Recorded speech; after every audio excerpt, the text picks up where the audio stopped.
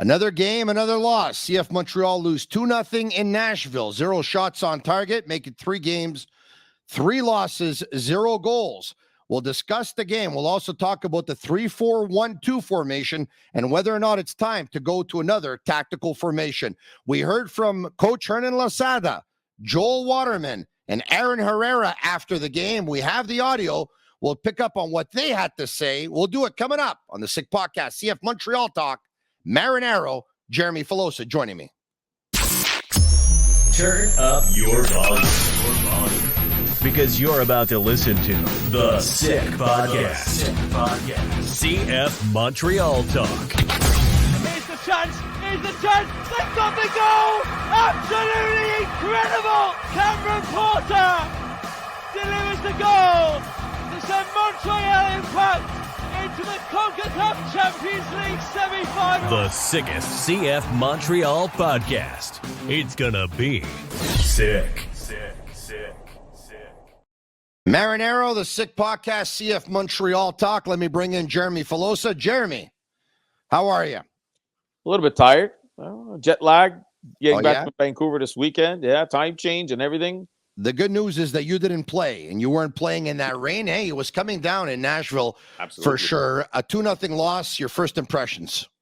Well, I mean, listen, different type of game, but at the end, same kind of result. Nashville did what they do best. They score first, and after that, they close it up and give you the ball and hope to be able to keep you out of the box. That's exactly what they did. It was as if, I was watching CF Montreal from a few years back before Georgi Mihailovic joined the team, just unable to unlock anything up top against a team that defended well. And another loss for CF Montreal. We knew that if they weren't going to score first, this one was going to be very, very tough because that's what Nashville does. If they score the first goal, they end up putting 5 in the back. They bring everyone back. Coach Losada talked about it at the end of the game. A very low block. It's very difficult to penetrate. Let's talk about the formation that CF Montreal had that went into the game. Joel Waterman was back. He completed a 3-man back line with Camacho and with Kamal Miller. It was Lapaline and a left wing back, and it was Herrera, a right wing back. It was Wanyama and Chouanière, along with Sean Reyna, who played right in behind Sanusi Ibrahim and Romel Kyoto. So they went to a 3-4-1-2. Did anything surprise you? No, not really. I mean, it's exactly what I expected. There's certain things that I don't like about that formation, but that's just me. I've said it a million times. I think if you're going to play this type of system, you need your wing backs to be able to help you offensively. And again, you look at the first goal, and it's a direct result of another bad pass by Lassi Lapaline near the box. He's just inept in that type of play, and it really hurts the team. Also, Sanusi Ibrahim, I'm sorry to say, for me, he's not a player that's a caliber to play in the MLS or to start. He's a guy that should be somewhere else. If they had an MLS Next Pro, he should be getting every start there, but they don't. Those are the two things I didn't like as much. But in the end, honestly, to tell you the truth, Tony, I don't think they have the pieces or the elements, even if they do switch things around, to be able to compete at this time. Look, I think Sanusi is definitely pro caliber. I think you're going a little bit strong there with the MLS Next Pro. He hasn't proven himself yet. You're right about that. Olivier Renard said something to Olivier Brett a couple of days ago on BPM Sports Radio on the FC Neuf and Neuf program. And I believe he said that, there's a couple of players that, he really believes in and he's going to go with. And without saying it, I think the players he was alluding to are Nathan Saliba and Sanusi Ibrahim. As you see, they've been in, every game that they've played, whether they start or they come off the bench. I believe those are the players that he's talking about. But, Jeremy, I know you're not the president of the Lassi Lapaline fan club. I think you've made that very evident. And you don't think he brings a lot of offense to the table. And that's fine. The pass that he tried to make was a turnover going the other way. He's not the only one who makes a mistake on the play, because when Mukhtar turns, he turns Waterman, who committed, and then everyone's trying to get back, and Schaffelberg obviously with an amazing shot. So there was an error from Waterman as well. But, Gavino Di Falco asked Coach Losada at the end of the game 3 games, 3 losses. Is it time to maybe change the tactical formation instead of 3-4-2-1 or 3-4-1-2? Be it something else. And he said, I have no other choice. We don't have a left back on this team, so I have to play with a 3-man back line, and I have to play with wing backs. Yeah. I think there's a question that we can ask, and that is, seeing as Lassi doesn't bring as much offense to the table and does quite a bit of running, would it be difficult to convert him to a left back?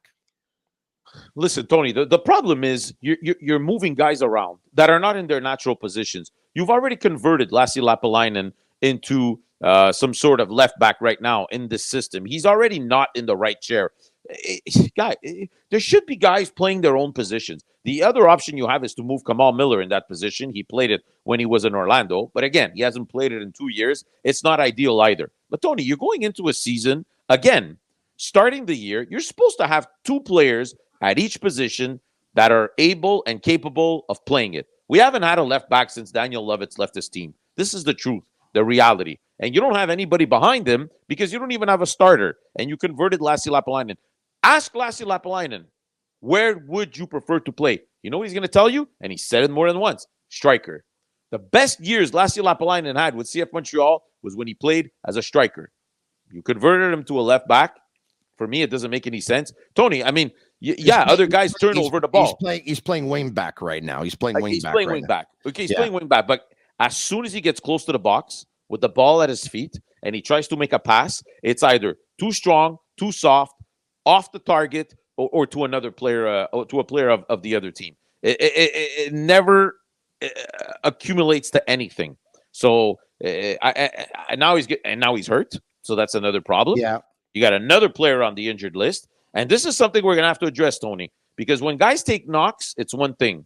When you have hamstring injuries, thigh injuries, groin injuries, this is not about getting a knock in a game. This is about physical conditioning. We know that the players have told us during the spring that, you know, the workouts were a lot tougher than they were when Wilfred Nancy was here. We know that Coach Lozada has a little bit of a reputation in overworking certain players. And now we're going back to what we had with Remy Gard and Mauro Biello and all the other guys before. You have 5, 6, 7, 8, 9, 10 players unavailable, and you can't compete. So I'm not an expert when it comes to recuperation, regeneration, and you know, fitness and all this stuff, obviously.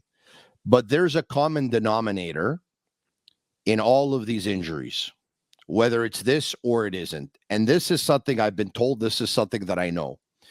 It's not the best thing when you're training every day on turf to begin with. That's for sure. And then when you have to change to go from turf to grass, it's not a good thing either.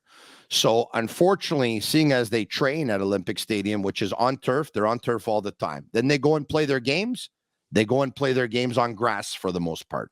When they went to Florida in between, right before the season started, as part of their preseason camp, they're training on grass again. So you get turf, grass, then back to turf. But listen, Tony, last year, they did things right. Last year, they didn't have many injuries, and that's why they had such a great season. Now, their physical trainer, Jules Gegens, left with Wilfred Nancy, went to Columbus, and now we have another physical trainer coming in who probably does not master what you just mentioned. Jules Gegens has been here for a while. He knows what it's all about. And now we're going back to what it always was in the past, a bunch of injured players, and you're not going to be able to compete. It's definitely going to be something that has to be looked into, Jeremy, like you said. Olivier Renard said himself, there are things that can be controlled when it comes to this kind of stuff. We also know that the fitness coach that Hernan Losada brought with him used to be the previous fitness coach at Stade de Reims. If memory serves me well, I believe he was relieved of his duties 1 year and 8 months into the job because of an accumulation with injuries there. So I'm sure that everything is going to be reanalyzed going forward. Now, Sean Reyna. Sean Reyna played as the 10 in behind 2 forwards. And earlier in the week, it looked like it was going to be Hamdi that was going to be the 10. And it ended up being Sean Reyna. So I've said this before. I like Sean Reyna a lot. But now I'm going to tell you something that I haven't said yet. And I thought Sean Reyna in game 1 was very, very good. I thought in game 2, he was even better. But I'm going to tell you something that I noticed in game 3. I find he ran way too much for a player playing the number 10 position. And he likes to run into space. He is quick, and he likes to take guys on. Those kinds of characteristics, they're more suited for a player who's actually a winger in 1v1 situations. I'm not saying he can't adapt. I'm not saying he can't make the adjustment. I'm just saying that in game 3 of this season, he looked more like a winger to me than he looked like a 10, because I found he was doing way too much running for a 10. Now, this can be changed with experience. It's stuff you can learn. Nashville is a team with a bunch of experience. They don't have any young players like Montreal. They don't throw out, 7 or 8, 19-year-olds on the field and say, let's compete. They have players that are bona fide, legitimate MLS players, and they know Montreal's coming in with Sean Reyna at number 10. There wasn't much space on the field, and there was certainly no space in the second half. That's for sure.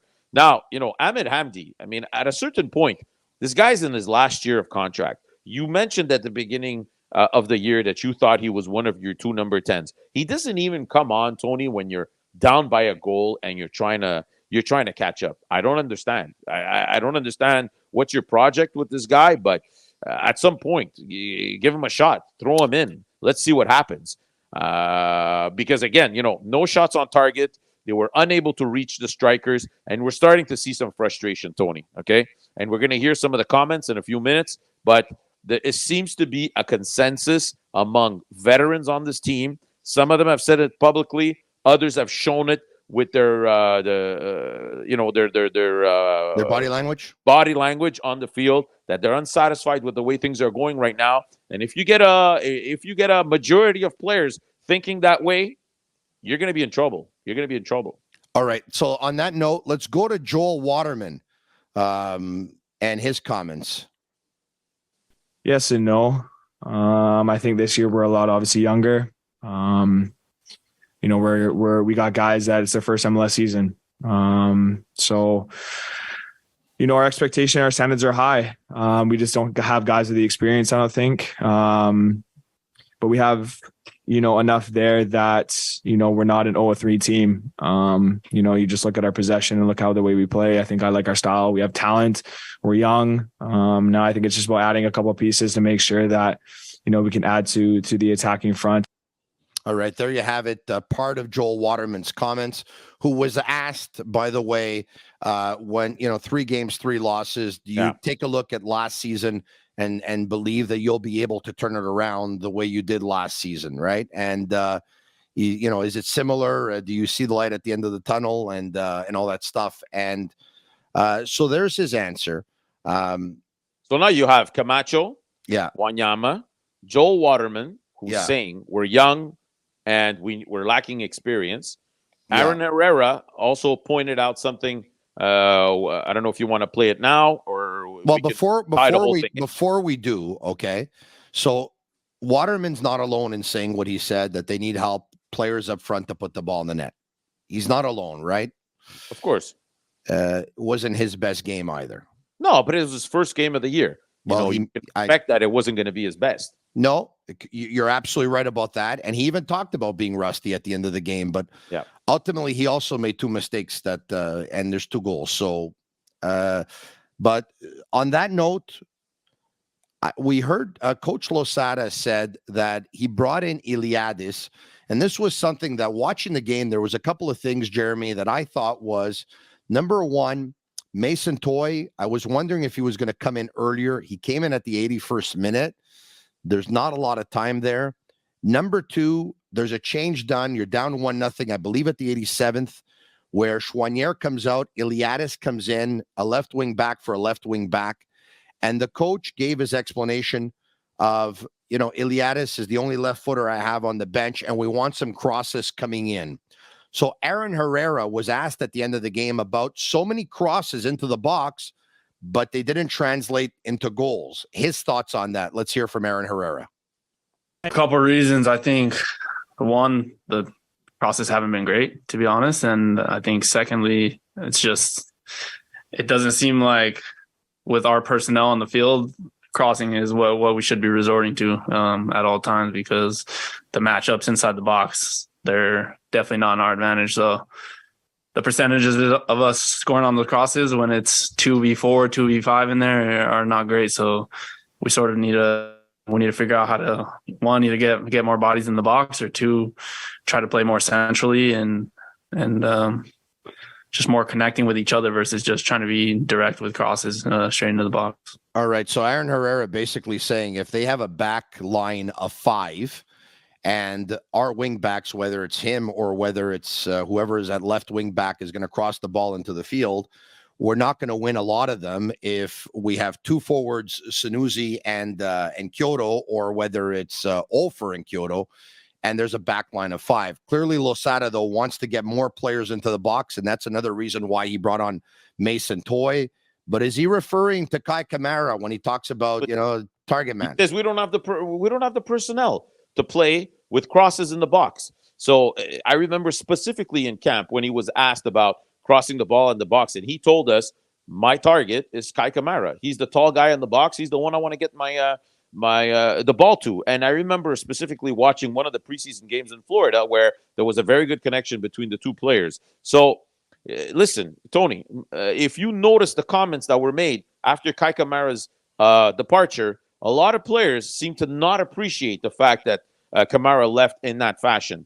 It's pretty clear from the posts on social media and everything. So now you have 4 players that come on the air and say, we need help, or we need experience, or we don't have the right personnel. Then you have other players like Kamal Miller and Romel Kyoto who haven't spoken publicly, but in their nonverbal, physical body language, you can tell they're not happy. You can tell they're not satisfied. And now we're going down a slippery slope. And I remember saying this when Kai Kamara got traded. If you remember well, I said this on the Sick podcast. If you start the year 0-3 and you haven't scored a goal, that's going to come and haunt you, And I don't think it's all about is Kai Kamara there or not there, because the balls are not even getting into the box. So that's a completely other separate issue. But on the issue that Herrera's mentioning, definitely that's what he's talking about.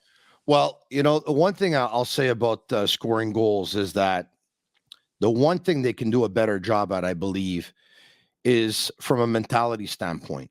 And I'm going to give you an example. When you get the ball in the offensive third, you have to want to take guys on. I know that Torres last year was not unanimous, but he's a very good 1v1 player, and he can take guys on. And when I talked about Reyna before, I said if they put Reyna on the wing, he might take guys on from there because he's a good 1v1 player. I'm going to give you an example of what happened in the 68th minute. 68th minute, Saliba makes a nice pass to Choinière.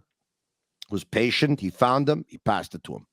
The second Choinière gets the ball in the offensive third, if he gets it right away, he's got a right back on him. He's got him in a 1v1 situation. And what you would want, and coaches can live with a player taking a guy on in a 1v1 in that point, because even if you lose the ball, you're losing it in the offensive third, and there's the entire distance to go back the other way, right? So what you would want in terms of mentality, in terms of mindset, is a guy like Choinière or any player that you're playing in wing back at that position to take the guy on. What does Choinière do? He gets the pass. He actually takes 3 steps back. Then he passes the ball another 15 feet back to Camacho, who's around center half as the last man back. It gets intercepted by Nashville. And next thing you know, Mukhtar feeds Bunbury, and Bunbury goes on a breakaway. He hits the post. That's not going to happen if Choinière takes his man on there in a 1v1 and tries to take him. Now, to Choinière's defense, I don't think Choinière is that kind of player. I think he told us that he grew up more as a midfielder, kind of like an 8. Personally, I see him more like a 6 than out of all the positions. I believe he's more like a 6, whether he would be coupled next to Wanyama or he would be coupled next to a Piet. And in that role as a 6, he'd probably have to come off the bench because if healthy, those 2 players are the ones that would start. But I think it's a question of mentality too. In terms of what exactly? In terms of you have to be able to take guys on as well, and they Yeah. don't do enough of that. You gotta wanna challenge. Jeremy, it absolutely. seems like they want to maintain possession of the ball just for maintaining possession of the ball. The coach said after the game that he doesn't care about possession. But I mean, yeah, in a situation where you have possession, but you don't get any scoring chances, you don't score goals, possession is worth nothing. That's for sure. Last year, they had possession, but they were also able to create. They were also able to score goals. So it wasn't really an issue. But at this point right now, and we're talking about should we go into a 4-3-3? They haven't played a system with four guys back in like 2 years now. Will they be able to do it? Good teams, Tony, are able to change formations, okay, when necessary. When they have injuries, when things are not working out, I don't think they have the depth. I don't think they have the knowledge. I don't think they have the experience for players to be able to adjust and go in a 4-3-3. I don't seriously think that it's going to make a difference at this point. I don't think they have the elements. You know, we talk about Sean Reyna. And it doesn't have to be 4-3-3. It could be 4-2-3-1. But I understand your point. Because they don't have a left back, they don't do it. But let me ask you this: you don't believe for a game or two Herrera could play left back instead of right back or right wing back? He could. He said he's able to do it. But you know, I like to have players in their own spots. They're in the chair that they feel the most comfortable in. And normally you should be able to have that on a team. I know right now they have injuries and everything like that. But normally you should be able to play the positions that you should have. You should have a starting guy at every position, and you should have a backup behind them at that position, ready to start if there's an issue. You were talking about Sean Reyna before. Yeah. He played 2 good games. It was a little bit tougher in this one. It's going to take him time. We know that. And players have said that, right? It's going to take time. But look, let me go back to Joel Waterman. When he came into the MLS from the CPL, he had a good season in CPL. He was doing all right. But he came in, and what did he do? He sat on the bench the first year. And what did he do the second year? He was a substitute. And what did he do the year after that? He started getting starts. And what did he do the year after that? He was a bona fide starter in the MLS. You see what I'm telling you? Yes. You got to take steps, okay? And that's the best way. If you want players to, progress and you want to eventually sell them, you can't think that you're going to do the same thing you did with Kone with every single player. Bring them up, and all of a sudden, they're able to compete in the best league in North America and sell them quickly. The guys need to do it progressively. And right now, Sean Reyna's place should be to be the second of somebody else at that position. Learn behind them. Come in late in games when players are tired. Take advantage of that. But that's not the case right now. He's being thrown in, and, we're going to have to live with what these players are giving us right now. But speaking of young players, there's one who hasn't played yet. Joel Anthony. Yeah, Bill Saint. Yeah. I mean, listen, the good news is after the international break, they're going to start playing midweek games because of the Canadian Championship. Yes. I hope he starts getting in, because some players need minutes at this moment, and you're lacking solutions. And maybe you're going to discover certain things in those games of players that are able to help you right now that you might not know because they're just not playing. They're not getting that opportunity. But listen, Tony, I think right now we have players in the team that are saying it loud and clear, politely, but are saying it loud and clear. Yes. Please, we need some help, because this money ball thing, it's all right, it's all good, but you can't stretch it to the way they're stretching it right now. They're going to have the lowest payroll in the MLS. They spend $0 on picking up players in the transfer window, 0 cash dollars I'm talking about. They do spend the allocation money. But it's as if they've fallen in love with this way of doing things because it worked last year. And now you're thinking to yourself, we're geniuses. We can have the lowest payroll in the MLS, and we're going to be able to compete. Oh, this is not the reality. If you look at Colorado 2 years ago, fantastic season. Last year, patata frite. That's the reality. So, you're not going to be able to compete every year in this way. So I don't have a problem with making 1-2 players graduate. That's fine. That's normal. That's part of sports. When you're graduating 5, 6, 7, 8 players in 1 year, you're not going to be able to compete. I hear you. I was just pointing out that there's one of them who hasn't played, and it's just I'd like to see him start because we've talked about some of the, we've talked about some get minutes. We've talked about Quebec-born players. I mean, he's one of the best to ever play in Quebec. albeit at the amateur level. Yes, I get it. And now he doesn't have any minutes. But anyway, look, sooner or later, we're going to see him. There's no doubt in my mind. I have told you on more than one occasions, I was a big fan of his skill set and the tools that he has. And it's also true that I haven't seen him play live in about 2.5 years. So we'll see what that translates to here at the pro level. But if his skill set and his tools are anywhere near where they used to be 2.5 years ago, like I said, I know that he's got skills and a tool set that he definitely belongs. Now, and you know what? I'm curious to see when he'll probably start that midweek game in Canadian Championship. Will they play him as a 10 or will they play him as a striker? It seems as Lozada sees him as a striker, but he mentioned it himself that the position he feels the most comfortable in is the position of number 10. Now, physically, you look at him and you're like, he's not a number 10. At the same time, he also said that the part of his game that's right now lacking is his game in the air. So playing balls off his head and stuff like that. So that doesn't solve Herrera's problem because he's still looking for targets in the box. But if these guys are not able to put it in, then it doesn't really solve the issue.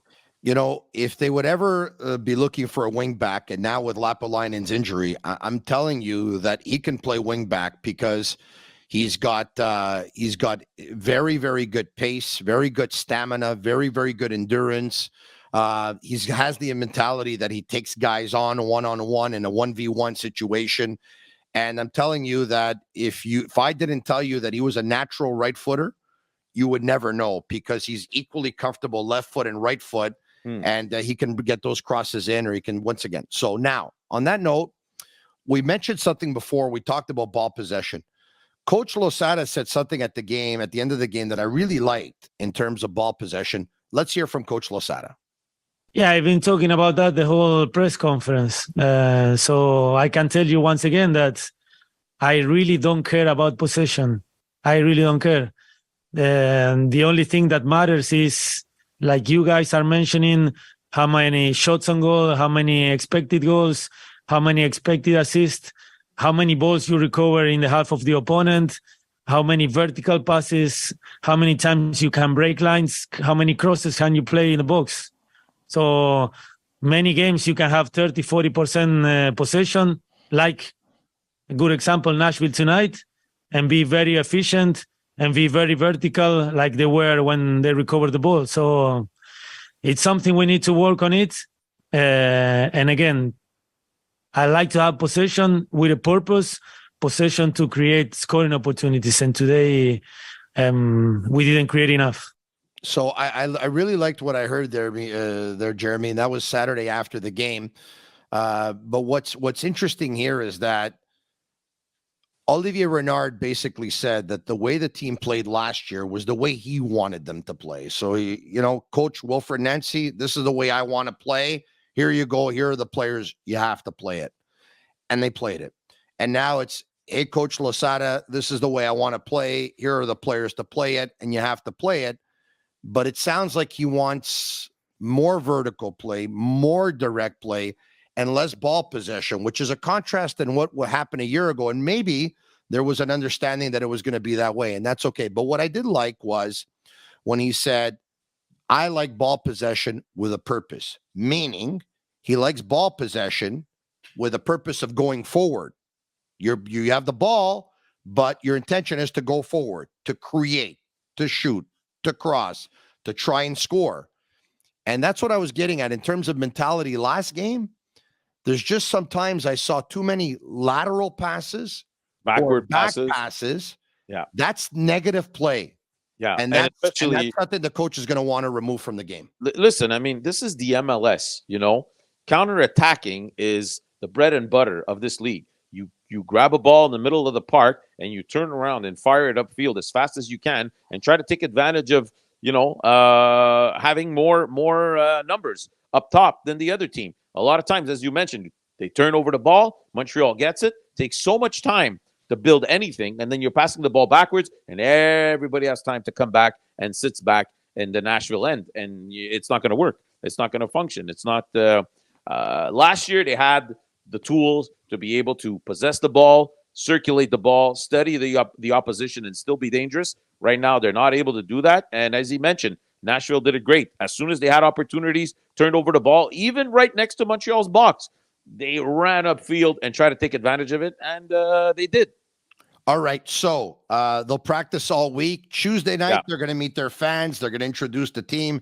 They do this every year before their opener or their home opener, which is going to be at Olympic Stadium on Saturday night when they're going to host the Philadelphia Union.